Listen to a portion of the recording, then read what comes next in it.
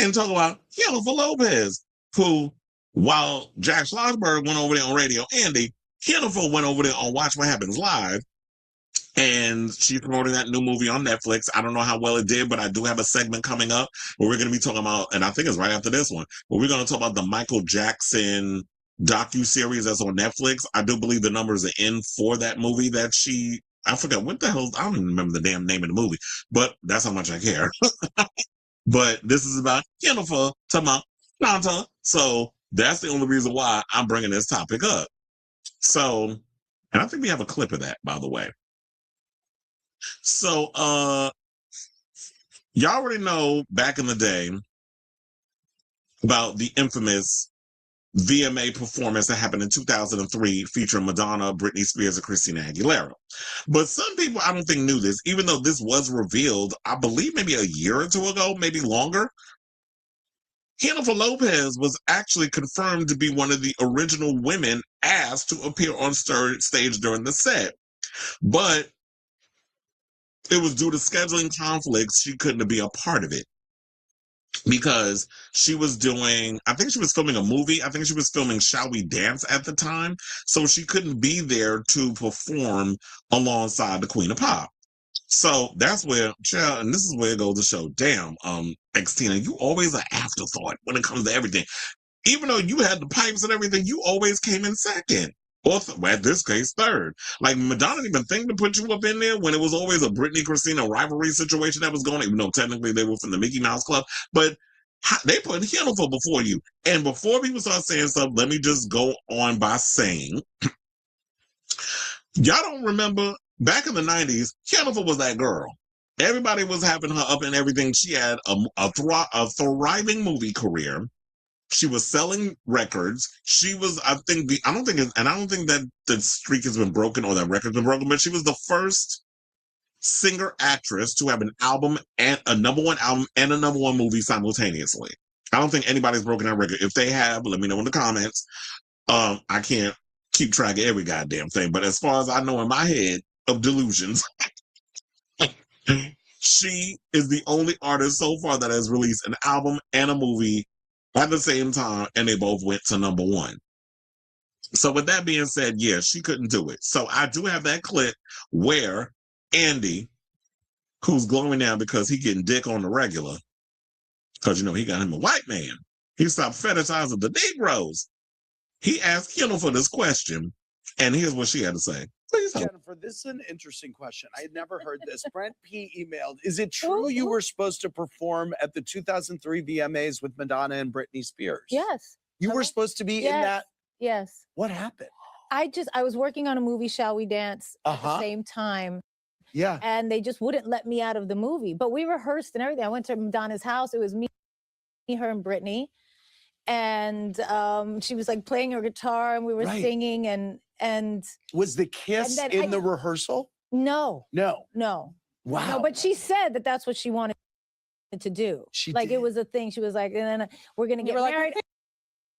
I'm gonna be the groom. You guys, you're gonna sing. I was the one who's gonna come out first and sing like a virgin, and then that's I can't even remember really what it was, but it was something like that. Right.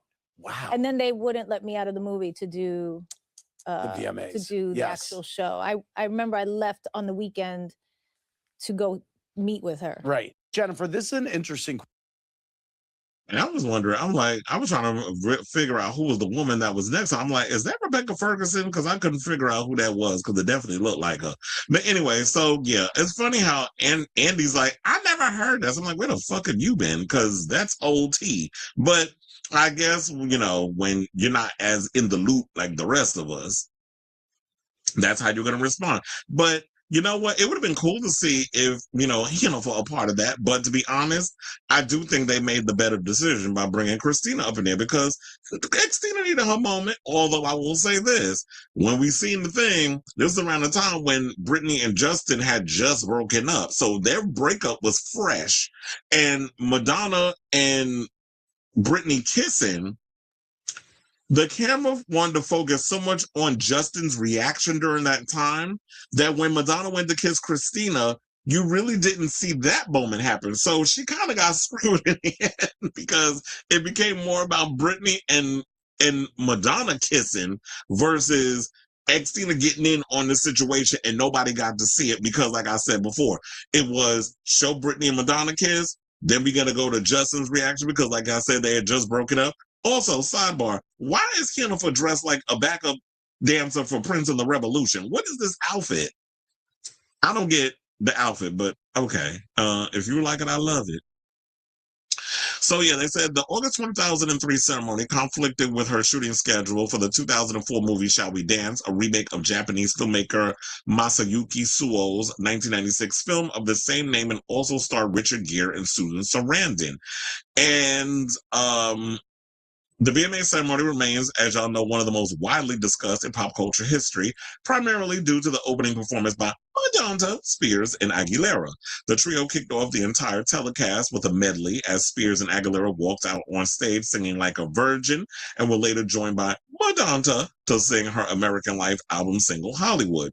Then they brought out Missy Elliott, who performed her hit Work It after the camera famously cut to a shot of Spears' ex, Justin Timberlake, looking shocked, I tell you, shocked over the kiss. So there was that. And then, Justin probably, and then around that time, I truly believe that because of the whole, and you can't tell me nothing else, I'm going down this hill when I say this, because of the Britney, Madonna, Christina situation, I do believe, and even though he tries to throw it all off on Janet, I do believe that in his mind of minds, but that whole thing happened with Titgate or Nipplegate, whatever the fuck you want to call it, he was looking for his less upstage Madonna, Britney, Christina moment and decided when they did the whole Super Bowl halftime situation, let's incorporate that situation in it, and was eating it up until the backlash happened. And then all of a sudden he decided to back up. Oh, I didn't have nothing to do with it. I just went along with it. I was like, but you was up in here celebrating not too long ago that you was living. It's funny how, like, when you look back on stuff, the receipts don't lie, but he's curtailed and skated through scot-free because he went begging and pleading to that no good piece of shit Les Moonves, and then Janet ended up getting blacklisted. And still, I feel like it's paying the price in so many ways, career-wise. Because with Viacom and everything, they were the gatekeepers of what was going on in regards of,